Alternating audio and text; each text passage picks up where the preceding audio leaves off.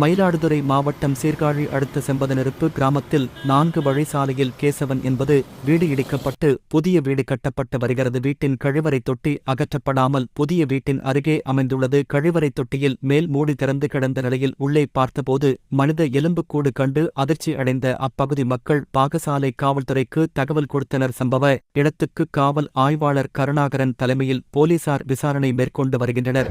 கழிவுநீர் தொட்டியில் மனித எலும்புக்கூடு கண்டுபிடிக்கப்பட்டுள்ளது.